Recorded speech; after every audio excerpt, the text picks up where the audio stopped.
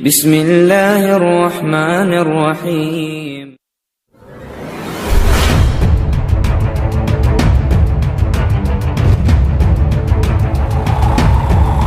अस्सलामुअलैकुम दोस्तों, मेरा नाम आसिफ खान और आप देख रहे हैं इंडियन मुस्लिम।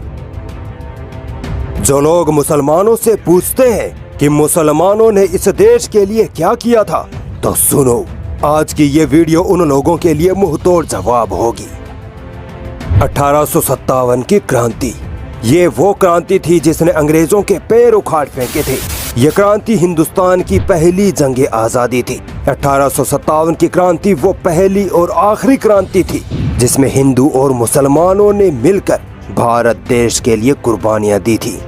आज की इस वीडियो में मैं आपको बताऊंगा कि 1857 की क्रांति में मुसलमानों का क्या योगदान था, कितने मुसलमानों ने इस क्रांति में अपनी जान की कुर्बानियां दी और वो क्या वजहें थीं जिनकी वजह से ये क्रांति शुरू हुई और फिर नाकामयाब हो गई। दोस्तों, वैसे तो 1767 में टीपू सुल्तान और उनके पिता हैदर अली ने अंग्रेजों से जंग करके पहले ही ये पैगाम दे दिया था कि मुसलमान अंग्रेजों को इस देश में बिल्कुल बर्दाश्त नहीं करेंगे। मगर असल जंग आजादी शुरू होती है 10 मई 1857 को, जब मेरठ की अंग्रेजी फौज में शामिल भारतीय सिपाहियों ने अंग्रेजों के खिलाफ विद्रोह छेड़ दिया था। आखिर क्यों किया था इन सिपाहियों ने ये विद्रोह, इसके लिए हमें थोड़ा इतिहास में पीछे जाना पड़ेगा। दोस्तों, वो बंदूक में गाय और सुअर की चर्बी वाला मामला तो बाद का है। अंग्रेजों के जुल्म और सितम की वजह से भारतीयों के मन में पहले ही अंग्रेजों के खिलाफ नफरत भर चुकी थी। जैसे अंग्रेज भारत में जबरन ईसाई धर्म फैलाने में लगे थे, भारतीय किसानों की जमीनों पर कब्जा कर किसानों पर अत्याचार करते, भारत के सामानों को जबरन सस्ते दामों में खरीद कर इंग्लैंड में जाकर महंगे दामों में बेचते थे, अंधविश्वास का आरोप लगाकर हिंदू और मुसलमानों की धार्मिक प्रथाओं को जबरन बंद करवा देते थे। इसके बाद आता है गाय और सुअर की चर्बी वाला मामला। ये मामला कुछ यूँ था कि अंग्रेजी सेना में एक नई राइफल इनफील्ड आई थी जिसके कारतूस को मुंह से खोलना होता था और इन कारतूसों पर लगी थी गाय और सुअर की चर्बी। गाय हिंदुओं के लिए पवित्र तो सुअर मुसलमानों के लिए हराम। इसी मसले पर एक सिपाही मंगल पांडे का दिमाग खराब हो जाता है और वो अंग्रेजी अधिकारियों की हत्या कर डालता है। ये वाकया था जनवरी 1857 का। मंगल पांडे को अंग्रेज पकड़ लेते हैं और मौत की सजा देकर शहीद कर देते हैं। यही गाय और सुअर की चर्बी वाली बंदूकें मेरठ के सिपाहियों को भी दी जाती है। बस फिर क्या था, मेरठ के 80-90 भारतीय सिपाहियों ने ऐसी बगावत की कि अंग्रेजों की सांसें फूल गई। ये बगावत 10 मई 1857 को शुरू हुई और फिर पूरे देश में आग की तरह फैल गई। अंग्रेजों के जुल्मों सितम से भारतीय लोग पहले ही परेशान थे और अब अंग्रेजों को उखाड़ फेंकने का मौका था। मगर एक दिक्कत थी, वो ये कि इस क्रांति को लीड कौन करेगा। बस फिर सारे हिंदुस्तान के राजा महाराजा और सिपाहियों की आस मुगल सल्तनत के आखिरी बादशाह बहादुर शाह जफर पर जाकर रुकी। सभी ने बादशाह बहादुर शाह जफर से दरख्वास्त की कि आप ही हमारी आखिरी उम्मीद हैं। आपके ही पुरखों ने यानी मुगलों ने हिंदुस्तान की हिफाजत की थी और आज आपकी बारी है। बहादुर शाह जफर पीछे नहीं हटे और अंग्रेजों के खिलाफ अपने देश के लिए जंग में उतर पड़े। लखनऊ से बेगम हजरत महल, बरेली से खान बहादुर खान, इलाहाबाद से लियाकत अली, वल्लभगढ़ से बख्त खान जैसे मुस्लिम हुक्मरान और पूरे देश के उलमाए कराम इस क्रांति में कूद पड़े। अल्लामा फजल खैराबादी ने सबसे पहले जामा मस्जिद से ये ऐलान किया कि ए मुसलमानों, आज वो दिन है जिस दिन तुम अपने देश के लिए अपनी कुर्बानियां दोगे। ये वो मौका है जब तुम अंग्रेजों के जुल्म सितम से छुटकारा पा सकते हो। तुम ही हो जो इस जालिम अंग्रेजी हुकूमत को उखाड़ फेंक सकते हो। बस फिर क्या था, देश का हर मुसलमान अपने देश की आजादी के लिए सड़कों पर उतर आया और अंग्रेजों से लोहा लेने को तैयार हो गया। अंग्रेजों से जब ये जंग ना संभली, तब जालिमों ने मासूम औरतों और बच्चों को निशाना बनाना शुरू कर दिया। आवाम को जहाँ देखते वहीं गोली मार देते। कईयों को लाल किले और जामा मस्जिद में ही जिंदा जला दिया गया, कईयों को फांसी पर लटका दिया गया। मगर फिर भी मुसलमान ना रुके ना डरे। अंग्रेजों से लड़ते हुए बहादुर शाह जफर अंग्रेजों के हाथ आ जाते हैं। अंग्रेज उनको रंगून, जो आज के म्यांमार में है, कैद कर देते हैं। यकीन मानिए बहादुर शाह जफर ने इस देश के लिए जो कुर्बानी दी थी वो किसी और ने शायद ही दी होगी। अंग्रेज एक सुबह बहादुर शाह जफर के लिए नाश्ते का इंतजाम करते हैं। बहादुर शाह जफर मना कर देते हैं, मगर फिर भी अंग्रेज जबरदस्ती 3 थालों को लाल कपड़े से ढककर उनके सामने रखते हैं। जब बहादुर शाह जफर तीनों थालों पर से कपड़ा हटाते हैं तो वहाँ उनके 2 बेटों और एक पौधे के सर रखे होते हैं। सोचिए एक बाप में क्या बीती होगी जब उसके नाश्ते में उसी के बेटों के सर रख दिए गए।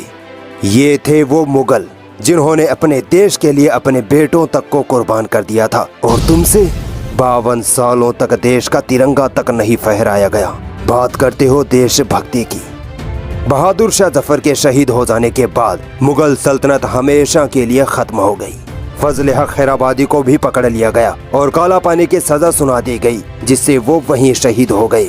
अंग्रेजों को सबसे ज्यादा मुसलमानों ने नुकसान पहुंचाया था, इसीलिए अंग्रेजों ने मुसलमानों को टारगेट किया और जहां भी मुसलमान दिखते उनको गोली मार दी जाती। अंग्रेजों ने ये इल्जाम लगाया कि ये क्रांति मुस्लिम उलेमाओं और मौलवियों की वजह से छिड़ी है। इसी वजह से अंग्रेजों ने मुस्लिम उलेमाओं पर जो जुल्म और सितम ढाए थे वो सुनकर आपके आंसू नहीं रुकेंगे। इस्लाम के मुजाहिद उलमाओं को अंग्रेजों ने कानपुर से फर्रुखाबाद के बीच के हर पेड़ पर फांसी से लटका दिया। इसी तरह दिल्ली में ऐसा कोई पेड़ नहीं बचा था जिस पर मुसलमानों की लाशें ना लटकी हो, और जब सारे पेड़ खत्म हो गए तब अंग्रेजों ने मुस्लिम उलेमाओं को नंगा करके बीच मैदान में जिंदा जला दिया था। ए मुसलमानों, ये थे तुम्हारे उलमाए कराम जिन्होंने तुम्हारी आजादी के लिए, इस देश की आजादी के लिए अपनी जानें भी कुर्बान कर डाली। हिंदुस्तान टाइम्स की रिपोर्ट के मुताबिक 1857 की क्रांति में 5 लाख मुसलमानों ने अपनी जानों की कुर्बानी दी थी। सिर्फ दिल्ली में ही 27,000 उलमाए कराम को फांसी पर लटका दिया था। कहाँ है वो फर्जी देशभक्त जो मुसलमानों से देशभक्ति का सबूत मांगते हैं। 1857 की क्रांति लगभग 2 सालों तक चली, मगर कामयाबी नहीं मिली। अंग्रेजों को अब तक ये अंदाजा हो गया था कि हिंदुस्तान पर उनके राज करने के दिन अब खत्म होने वाले हैं। अंग्रेजों ने इस क्रांति का सारा इल्जाम मुसलमानों पर लगाया, और ये सच भी था कि मुसलमानों ने ही 1857 की जंग में सबसे ज्यादा बढ़ चढ़कर हिस्सा लिया था। इसके बाद अंग्रेजों ने अपना बदला मुसलमानों और खासकर मुस्लिम उलमाओं पर इस कदर उतारा कि हजारों उलमाए कराम को सरेआम फांसी दे दी गई। हजारों को जामा मस्जिद और लाल किले के बीच मैदानों में नंगा करके जिंदा जला दिया गया। जिन उलमाए कराम ने अंग्रेजों के खिलाफ जंग के लिए फतवे दिए थे उनको सूअर की खाल में बंद करके जिंदा जलाया गया। कईयों को सूअर का गोश्त खाने पर मजबूर किया गया। मगर इन मुजाहिदों की वो शान थी कि इन्होंने अपनी जानें दे दी, मगर ना अपने ईमान का सौदा किया, ना अपने देश का। अंग्रेजों का गुस्सा सिर्फ उलमाओं तक नहीं रुका, बल्कि मुस्लिम औरतों और बच्चों तक को पकड़कर लाल किले में कैद कर दिया गया। एक दिन सभी को लाल किले के खूनी दरवाजे से बाहर निकलने को कहा गया। जैसे जैसे औरतें और बच्चे बाहर निकलते गए वैसे वैसे सबको गोलियों से भून दिया गया, और बचे हुए मुसलमानों को तोप के मुंह पर बांधकर उनको तोप से उड़ा दिया गया। ये थी इस देश के लिए मुसलमानों की कुर्बानियां। अंग्रेज यही नहीं रुके। मुसलमानों की जानें लेने पर जब उनको सुकून ना मिला तो अंग्रेज मुसलमानों के दीन, तालीम और मस्जिदों पर हमला करने लगे। 1857 की क्रांति के बाद अंग्रेजों ने मुसलमानों को दिल्ली से निकाल दिया। मस्जिदों को अंग्रेजी सैनिक छावनियों में बदल दिया गया। मुसलमानों को अंग्रेजी सेना में भर्ती करना बंद कर दिया गया। मुस्लिम किसानों से जबरदस्ती उनकी जमीनें छीन ली गई। मुसलमानों के मदरसों को जबरन बंद करवा दिया गया ताकि मुसलमान अपने दीन की तालीम हासिल ना कर पाए। अंग्रेज ये जान चुके थे कि मुसलमान इस देश के लिए अपनी जान कुर्बान करने से पीछे नहीं हटेंगे, इसीलिए उनको आर्थिक और तालीमी तौर पर कमजोर करना होगा। और दोस्तों, अंग्रेज अपने इस मंसूबे में काफी हद तक कामयाब भी हो चुके थे। दोस्तों, 1857 की क्रांति के असफल होने के कुछ कारण ये थे कि कई राजा महाराजाओं ने इस क्रांति में अंग्रेजों का साथ दिया था, जिनमें पंजाब के सिख और राजस्थान के अधिकतर राजपूत राजा शामिल थे। दूसरा कारण ये था कि भारतीय आवाम के पास हथियारों की कमी थी, और सबसे बड़ा कारण तो ये था कि इस क्रांति की शुरुआत होने की तारीख 31 मई रखी गई थी। मगर ये क्रांति तय वक्त से पहले 10 मई को ही छिड़ गई थी। इसी वजह से सही ढंग से लोग एकजुट होकर अंग्रेजों से नहीं लड़ पाए थे। पढ़ लो मुसलमानों, तुम्हारा इतिहास दम तोड़ रहा है।